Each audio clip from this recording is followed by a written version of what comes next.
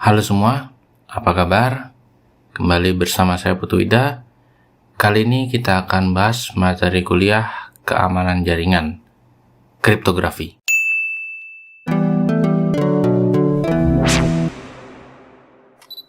Baik, kita akan mulai materi kita kriptografi.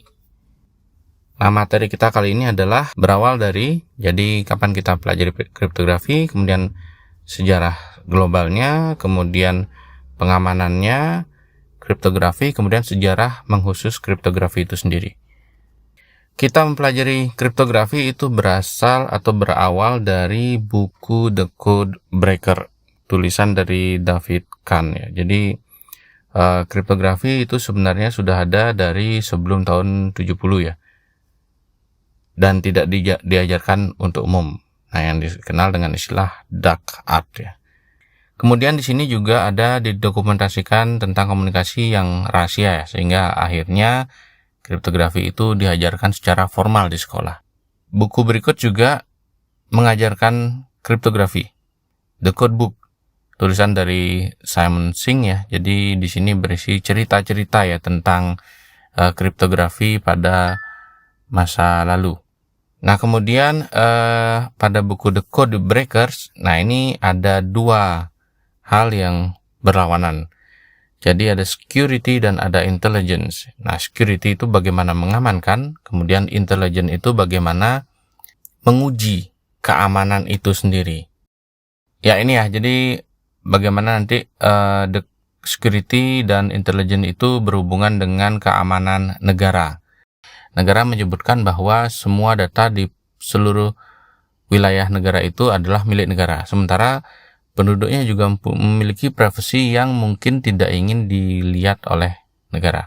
Nah, kemudian juga ada spy yang resmi dimiliki oleh negara. Kemudian juga ada spy yang secara mandiri menyelidiki sesuatu. Ya, kita masuk ke pengamanan data. Nah, bagaimana pengamanan data? Ada dua cara di pengamanan data. Yang pertama adalah steganografi dan yang kedua adalah kriptografi. Nah, steganografi kita bisa sebutkan di awal di sini adalah pesannya disembunyikan. Pada bagian atas di sini ya, jadi itu adalah potongan dari film Beautiful Mind tahun 2001 ya. Nah, di situ bisa dilihat ada potongan kode-kode yang didapat dari radio, kalau tidak salah itu radio Rusia ya, yang 24 jam sehari, 7 hari seminggu itu hanya menyiarkan angka, kode berupa angka seperti itu, dan tidak ada yang bisa memecahkan, termasuk juga Badan Intelijen Amerika, sehingga dipanggillah satu orang ini untuk memecahkan kode. Film The Beautiful Mind ini diambil dari kisah nyata ya, seorang yang memang mempunyai bakat menerjemahkan kode secara alami. Jadi sudah mempunyai bakat dari lahir. Nah, kemudian ada kriptografi. Nah, kriptografi bisa kita terjemahkan secara gampang, yaitu dengan menjadi pesan yang disandikan. Nah, penyandian pesan ini itu bisa berupa dengan penyandian pesan ini bisa dilakukan dengan substitusi, transposisi, atau keduanya. Salah satu filmnya adalah The Imitation Game tahun 2014. Nah, kemudian ada film The Da Vinci Code tahun 2006. Nah, ini juga salah satu dari dua sisi ya. Jadi ada steganografi di situ dan juga ada kriptografi di situ. Nah, silakan nanti ditonton. Kita masuk pada steganografi pertama ya. Jadi kenapa tadi kita bisa terjemahkan secara gampang itu menjadi pesan yang tersembunyi, karena steganografi itu berasal dari steganos dan graphian. Ini seharusnya ya, ini kita bisa lihat ya. Jadi huruf Yunani, nah itu aslinya seperti itu. Jadi ada tulisan dan ada tersembunyi, sehingga steganografi kita bisa terjemahkan secara bebas menjadi tulisan yang tersembunyi. Nah, ini adalah salah satu alat untuk steganografi, di mana nanti lapisan lilin ini yang pertama itu ditulis gitu ya, ditulis kemudian ditutupi dengan lapisan lilin kedua, sehingga tulisan yang ditulis pada lapisan lilin pertama itu tidak tampak dan tidak akan menimbulkan kecurigaan akan pesan atau sesuatu yang tersembunyi di dalamnya. Oke, ilmu dan seni menyembunyikan pesan rahasia dengan suatu cara sedemikian sehingga tidak seorang pun mencurigai keberadaan pesan tersebut. Nah, inilah steganografi.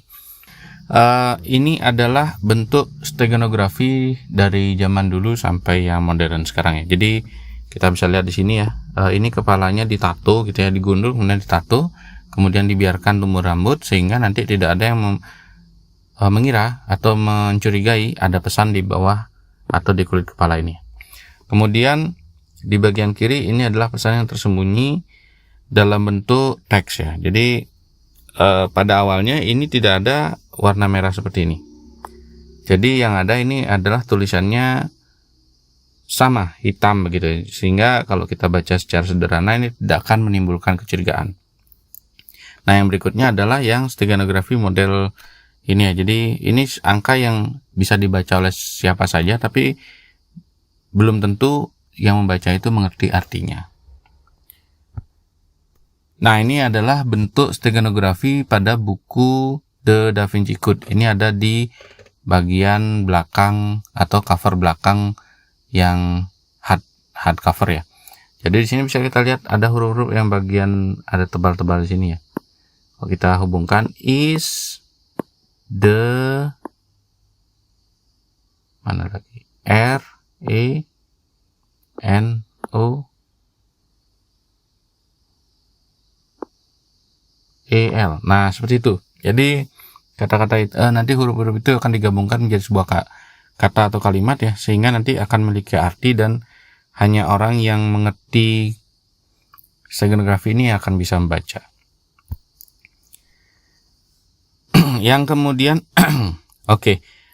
kemudian kita akan masuk ke pengamanan data secara kriptografi. Nah, kriptografi itu berasal dari kriptos dan grafin. Sama, grafin adalah tulisan dan kriptos adalah secret atau rahasia. Sehingga secara bebas kita bisa menerjemahkan kriptografi adalah tulisan yang dirahasiakan atau pesan yang dirahasiakan. Ya, dari Snare ya, 1996, Art and Science to Keep Message Secure. Nah, itulah kriptografi. Kemudian aman. Nah, ini kita akan masuk ke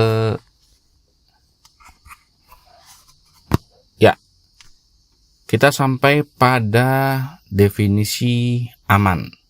Nah, kita akan redefinisi aman itu sehingga akan menjadi, kalau di dalam bahasa Inggris, secure itu adalah confidentiality, integrity, dan authentication.